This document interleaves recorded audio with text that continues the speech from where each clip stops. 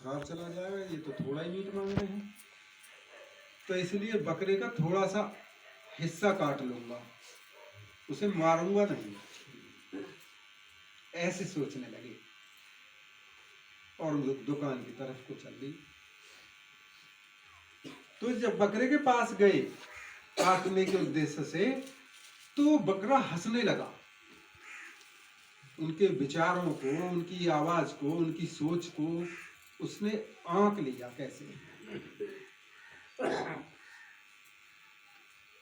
हंसने लगा। जब हंसने लगा, अब हंसता रहा बकरा, तो वो आश्चर्य में पड़ गए सदन कसाई।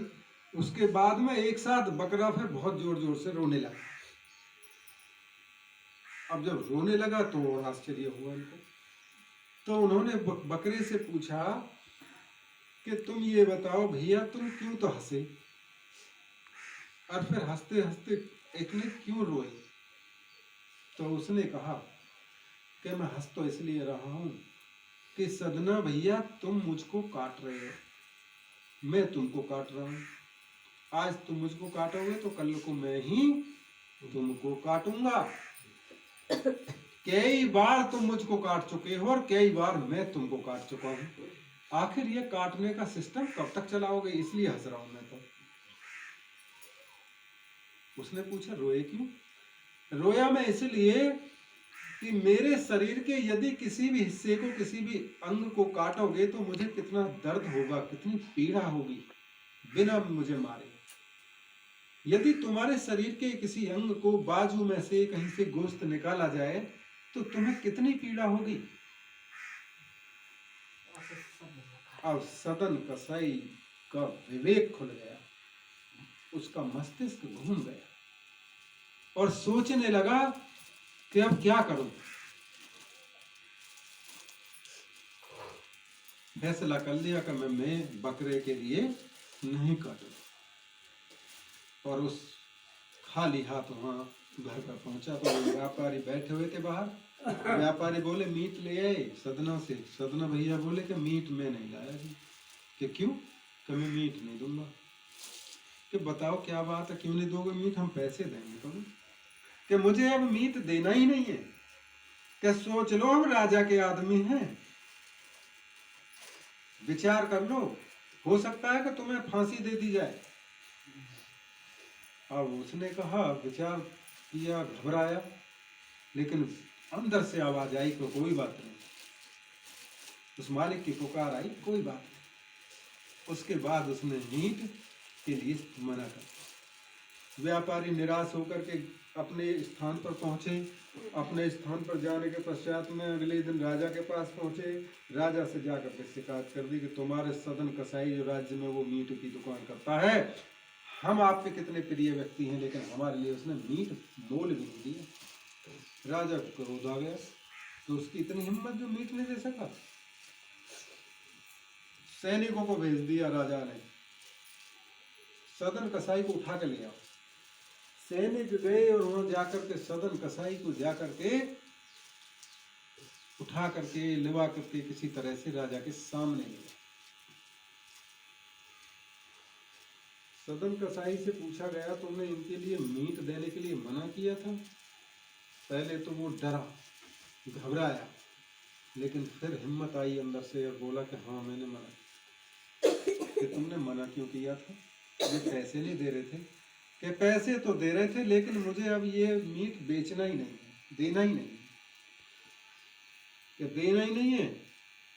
हम राजा हैं और तुम हमारे सामने इतनी बड़ी बात कर रहे हो, और आज उसी दिन से तुमने मीट की दुकान खोल रखी है, इसलिए हम तुम्हें सजा मौत देंगे। राजा ने फैसला सुना दिया।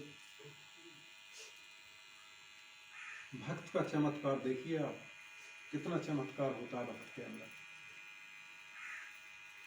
फैसला सुना दिया तो राजा ने कहा कि अपनी सभा के अंदर बोल दिया कि इस सदन कसाई को ले जाओ और ले जा करके इस जिंदे को दीवार में चिन दो। सदन कसाई को ले गए और ले जा करके एक किसी स्थान पर उसे खड़ा कर दिया, बांध दिया। दीवार चिन्हनी शुरू कर दी मिस्त्रियों ने। बड़ी दीवार जो इसमें वो ढक सके पूरा, चारों ओर से दीवार, बीच में वो दीवार चिनना शुरू कर दिया। उसके सैनिक भी, उसके कर्मचारी भी सब लग गए। राजा तो वहां गया नहीं था, क्योंकि ऐसे काम में राजा नहीं जाया करते हैं। जब चिनना शुरू किया तो उसके यहाँ तक जो है चिनते चिनते जैसे जैसे जैसे चलती रही, तो वो अपने मालिक को, अपने परमात्मा को, अपने खुदा को, अल्लाह को, उसको दलील देता है, अरे परमात्मा तूने तो दुनिया को बचाया है, आज मेरी ये हालत क्यों हो रही है, क्या करूँगा, ऐसे क्यों हुआ, कैसे हुआ, ऐसे दलील देता रहा।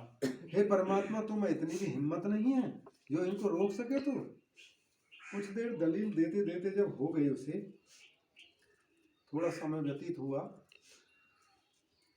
तो वो चिंते गए, रुके नहीं, ना ही उन पर कोई प्रभाव पड़ा। जब वो चिंते चिंते यहाँ आ गए गर्दन पर, तो अंदर से आवाज आई, अरे सदना, तू दलील देता रहेगा या उससे प्रार्थना विनती कर, दलील मत दे, विनती कर। बस उसके अंदर एक साथ जब आवाज आई तो उसने क्या काम किया, हाथ पर जोड़ लिए और हाथ जोड़ करके आंखों में आंसू ला करके, यानी कि बिल्कुल नम आंखें हो गई उसकी। जैसे कोई व्यक्ति, कोई भाई बहन माता किसी को विदा करते में रोने लगता है, या कोई घटना हो जाती है तब रोने लगता है, कोई दुख अपार आता है तब रोने लगता है, दर्द से पीड़ित हो जाता है, उसी अवस्था में सदना कसाई ने क्या काम किया, हाथ जोड़ करके रोते हुए और अपने मालिक से प्रार्थना करने लगे। उन्होंने क्या बोला था, मैं कछ नाही कछ जानत नहीं,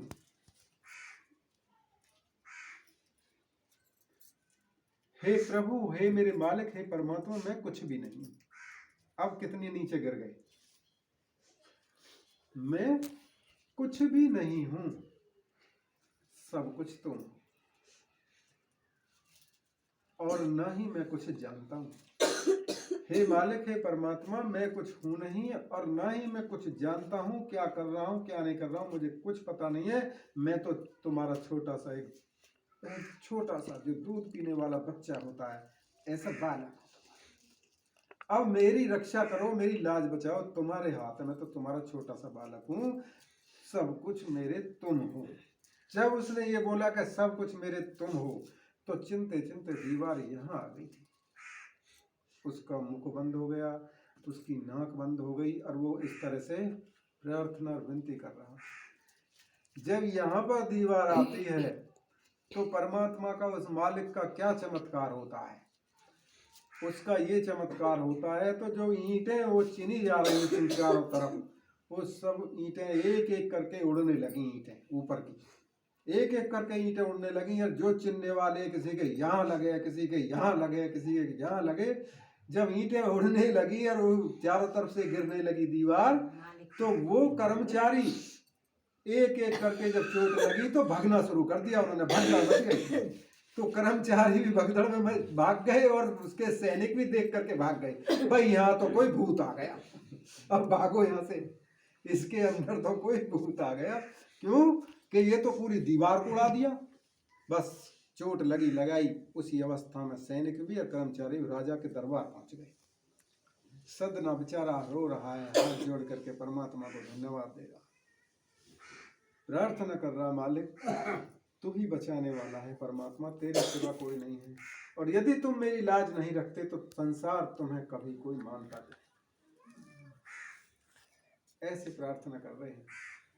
और उधर वो राजा साहब के साथ समीप पहुंचते हैं सैनिक और कर्मचारी। तो वहीं जब पहुंचते हैं सैनिक तो क्या कहते हैं, राजा साहब जुल्म हो गया, राजा साहब बड़ी बात घटना हो गई। राजा कहने लगे, अरे बताओ तुझसे क्या बात हो गई। राजा साहब हम तो मर गए, हमारा देखो खोपड़ा फूट गया राजा का, हमारे खून निकल रहे, कोई कह रहा कुछ, कोई कुछ कह रहा। तो राजा साहब बोले, बताओ क्या बात हो गई।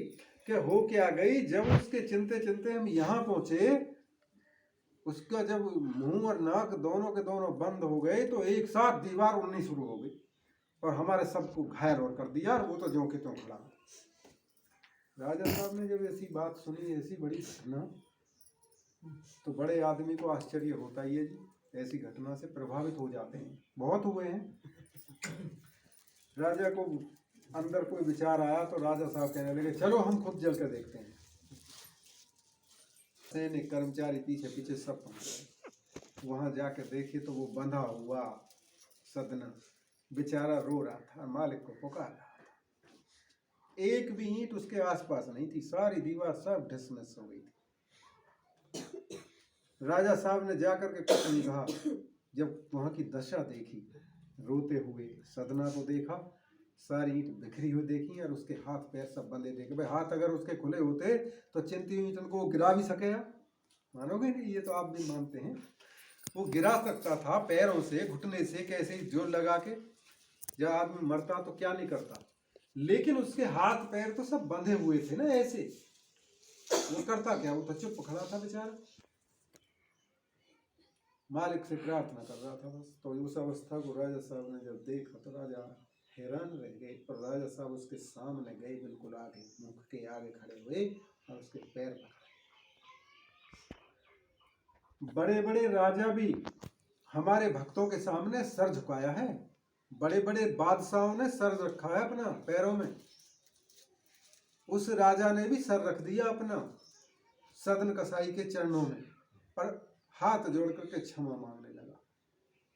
अरे सदना, हम तो तुमको एक मामूली मीट बेचने वाला मानते थे, हमको ये पता नहीं था कि तुम इतने बड़े भक्त हो। तुम्हारा परमात्मा भी नौकर है, तुम्हारे काम को परमात्मा खुद करता है। हम तो आज समझे हैं, हमको माफ कर दो, हमको क्षमा कर दो, हमने तुम्हें इतनी बड़ी सजा दी है, हम माफी के लायक भी नहीं। ऐसे शब्द राजा ने बोले थे। और जब राजा ने ऐसे शब्द बोले तो उसके पश्चात सदना फिर भी क्या कहता है, राजा साहब मेरी गलती है, तुम्हारी कोई गलती नहीं। यदि पापी हूं तो मैं हूं, दुष्ट हूं तो मैं हूं, तुम्हारी कोई गलती नहीं। क्यों कि इस जंजीर मुझसे क्या क्षमा मांगते हो? अगर क्षमा मांगनी है तो मेरे परमात्मा से मांगो, मेरे खुदा से मांगो, वो तुमको माफ करेंगे। मैं कौन हूँ माफ करने वाला? मैं तो उनकी छोटी सी एक बहुत छोटा सा बच्चा हूँ, मैं कौन हूँ माफ करने वाला? तो आजाद कर दिया। राजा साहब खुश हुए और उस सदन कसाई की जंजीरें सब खोल दी गई और उसको स्वतंत्र कर करके उसके घर तक बाकायदा रथ में बैठा करके पहुंचाया। और सदना ने उसी दिन से वो गोश्त मीट का बेचने का काम तो सब बंद कर दिया, बकरे खोल खोल कर सब भगा दिए और प्रभु जी की भक्ति में लीन हो गए उसी दिन से। आज भी उस सदना का नाम इस संसार में आता है, सदना तारे गन का तारी। सदना भी तारे हैं और गन का भी तारी है। संसार के अंदर ऐसे परमात्मा दयालु होते हैं, वो मालिक इतने बड़े दयालु होते हैं, संत इतने बड़े दयालु होते हैं कि कितने ही बुरे से बुरा, कितने ही बुरे से बुरे कर्म करने वाला इंसान हो, उसको भी परमात्मा अपनी शरण में लेकर उसका उद्धार कर देते।